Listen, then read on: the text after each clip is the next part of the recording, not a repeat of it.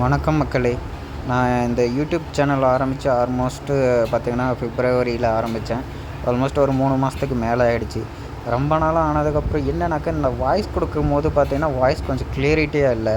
அதுவும் இல்லாத பார்த்திங்கன்னா நம்ம கொஞ்சம் டல்லாக இருக்குது, அந்த மாதிரி எனக்கே ஃபீல் ஆச்சு. அதனால் என்ன பண்ணோம், புதுசாக மைக் ஒன்று வாங்கியிருக்கோம். அந்த மைக்கை இன்றைக்கி நம்ம அன்பாக்ஸ் பண்ணிவிடுவோம். வாங்க வீடியோக்குள்ளே போகலாம். யூடியூபுக்கு மைக் வாங்கியாச்சு. இந்த யூடியூப்பில் என்ன ரெவென்யூ வருதா வராதா தெரியாது. இது வரைக்கும் ஒரு 300-400 வீடியோ போட்டுட்டேன். ஒரு 500 சப்ஸ்கிரைபர் ரீச் ஆகிருக்கேன். ஆனால் வாட்ச் ஹவர்ஸ் தான் இன்க்ரீஸே ஆக மாட்டேங்குது. எங்கே நம்ம மக்கள் யாரும் நம்ம வீடியோவை பார்க்கவே மாட்டேன்றாங்க போலயே.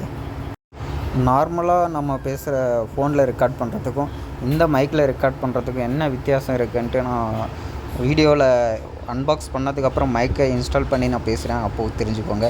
ஓகே, பாக்ஸ் ஓப்பன் பண்ணியாச்சு. இந்த மைக்ரோஃபோன் பார்த்தீங்கன்னாக்கா நான் அமேசானில் தான் பை பண்ணியிருக்கேன்.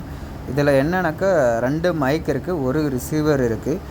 என்னென்ன ஃபியூச்சர்ஸ் இருக்குன்னு பார்த்துப்போம். 1 கிளிக் ஆப்ரேஷன், அதாவது ஒரே சிங்கிள் கிளிக்கில் ஆப்ரேஷன் பண்ணுற மாதிரி இருக்குது. ஸ்டேபிள் காலர் கிளிப், ஸ்டேபிளான காலர் கிளிப் கொடுத்துருக்காங்களாம். ஹை டென்சிட்டி மெட்டல் மெஷ், அதாவது மெஷ்ஷு கொடுத்துருக்காங்க, அதான் மைக் மேலே போடுறதுக்கு. அடுத்ததாக பார்த்தீங்கன்னா ஆட்டோமேட்டிக் ஃப்ரீக்வன்சி மேட்சிங் ஆட்டோமேட்டிக்காக இருக்குது. ட்ரிபிள் லெவல் நாய்ஸ் கேன்சலேஷன், அதாவது நாய்ஸை எந்த அளவுக்கு கேன்சல் பண்ணுறதுனா ட்ரிபிள் லெவலில் cancellation பண்ணதுங்களாம்.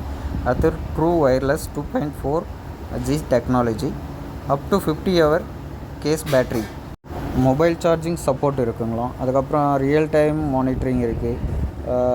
Transmission range, signal no noise ratio SNR, இந்த ஃபியூச்சர்ஸ்லாம் வந்து இருக்குதுன்னு கொடுத்துருக்காங்க. இப்போ பார்த்திங்கன்னா மேலே சீலை எடுத்தாச்சு. இதில் 2 பக்கமே ஸ்டிக்கர் கொடுத்துருக்காங்க சீலிங்க்கு. இப்போ பார்த்திங்கன்னா ஓப்பன் பண்ணியாச்சு. இதில் நல்லாவே கவர் பண்ணி கொடுத்துருக்காங்க ஃபார் வித் ப்ரொடக்ஷனோட. வாங்க ஓப்பன் பண்ணி பார்த்துப்போம்.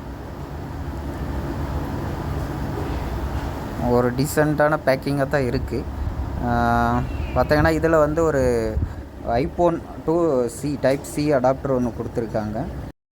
இந்த ஓடிஜி வச்சு நம்ம பார்த்திங்கன்னா ஐஃபோன் யூசர்ஸ்லாம் வந்து டைப் சியில் வந்து கனெக்ட் பண்ணிக்கலாம். அடுத்ததாக பார்த்திங்கனாக்க இது வந்து ரிசீவர் வந்து ஜஸ்ட்டு ப்ளக் பண்ணிவிட்டு நம்ம வந்து ரெக்கார்ட் பண்ணிக்கிற மாதிரி தான் ஆப்ஷன் கொடுத்துருக்காங்க. அடுத்ததாக பார்த்திங்கன்னா 2 மைக்குமே லைட் வெயிட்டாக தான் இருக்குது. இங்கே ஒரு சின்னதாக ஒரு பாக்ஸ் மாதிரி கொடுத்துருக்காங்க. அதில் என்ன இருக்குதுன்னு தெரியல, வாங்க பார்த்துருவோம். இதில் பார்த்திங்கன்னா மோஸ்ட்லி சார்ஜிங் கேபிள் இருக்குதுன்னு நினைக்கிறேன். வாங்க பார்ப்போம். இந்த ஓகே இது வந்து பார்த்திங்கனாக்கா நம்ம மைக்குக்கு போடுற அந்த மெஷ்ஷுன்னு சொல்லியிருந்தாங்கல்ல, அந்த மைக் போடுற கவர் தான் கொடுத்துருக்காங்க. ஒரு கவர் தான் கொடுத்துருக்காங்க போலயே. இல்லை, 1 மோர் கவரும் இருக்குது. 2 கவர் கொடுத்துருக்காங்க. 2 கவருமே ஓகே தான். அடுத்ததாக பார்த்திங்கனாக்கா இதில் அந்த சார்ஜிங் கேபிள் வந்து இந்த பாக்ஸுக்குள்ளே தான் கொடுத்துருக்காங்க. இந்த கேபிள் பார்த்திங்கனாக்கா type C cable, USB attachment தான். இதில் சார்ஜிங் கேபிள் ஃபிக்ஸ் ஆகுது, ஒன்றும் பிரச்சனை இல்லை. டைப் சி தான், நார்மல் நம்ம ஃபோன் சார்ஜரில் கூட சார்ஜிங் போட்டுக்கலாம். இதில் அடிஷ்னலாக என்ன ஒன்றுனாக்கா, நம்ம ரிசீவர் இருக்கும்போது பார்த்திங்கன்னா ரிசீவரை அட்டாச் பண்ணிவிட்டு அதில் நம்ம வந்து சார்ஜிங் போட்டுக்கலாம். அப்போது வந்து நம்ம ஃபோன் வந்து சார்ஜ் ஆகும், அந்த ஆப்ஷன் இருக்குது. அடுத்ததாக பார்த்திங்கன்னா இந்த 2 மைக்குமே வந்து பார்த்திங்கன்னா கிளிப்ஸ் கொடுத்துருக்காங்க. இது வந்து அந்த காலரில் போட்டுக்கிற மாதிரி டீசெண்டாக தான் இருக்குது, லைட் வெயிட்டாக இருக்குது. ஆன் பண்ணாலும் ஆன் வந்து லாங் ப்ரெஸ் பண்ணாங்கன்னா ஆன் ஆகுது, பட்டன் ஓகே தான். சார்ஜிங் பிளேஸில் பார்த்திங்கன்னா ஒரு பிளாஸ்டிக் கவர் வந்து சீல் பண்ணியிருக்காங்க. எதுக்குன்னா பேட்ரி வேஸ்ட் ஆகாமல் இருக்கிறதுக்கோசரம், புது ப்ராடக்ட்ன்றதுக்கோசரம் சீல் பண்ணியிருக்காங்க. அடுத்ததாக பார்த்திங்கன்னா இந்த இடத்துல ரிசீவர் இருக்குது. அந்த ரிசீவர் பிளேஸுக்கு தான் நம்ம வந்து இந்த மைக் கவர் போடுற மாதிரி இருக்கும். எனிவே நம்ம மைக் வாங்கியாச்சு. வாங்க ஃபஸ்ட் டைம் வந்து இந்த மைக்கில் வாய்ஸ் எப்படி வருதுன்னு பார்ப்போம். இது ப்ளக் அண்ட் ப்ளே தான், அதனால் வந்து இப்போ வந்து ஃபோனில் நான் வந்து கனெக்ட் பண்ணிக்கிறேன். வாய்ஸ் எப்படி வருதுன்ட்டு செக் பண்ணிடலாம். ரிசீவரை வந்து ஃபோனில் கனெக்ட் பண்ணியாச்சு. இது வரைக்கும் நான் ரெக்கார்ட் பண்ணது பார்த்தீங்கன்னா வீட்டில் வந்து ஒரு ஏர் கூலர் இருக்குது. அந்த ஏர் கூலர் பக்கத்தில் தான் நான் வந்து வாய்ஸ் ரெக்கார்ட் பண்ணிட்டு இருந்தேன் ஃபோனில். பட் இப்போ பார்த்தீங்கன்னாக்க நான் மைக்கை வச்சுட்டு ரெக்கார்ட் பண்ணுறேன். இந்த இதுக்கும் முன்னாடி ரெக்கார்ட் பண்ணதுக்கும் என்ன கிளியராக இருக்குது வாய்ஸ் அப்படின்றத நம்ம இந்த வீடியோவிலேயே தெரிஞ்சுக்கலாம். இந்த மைக்ரோஃபோன் வந்து ஒர்த்தபிள் இல்லையான்றது நான் வரும் வீடியோவில் வர வாய்ஸில் தெரிஞ்சுப்போம்.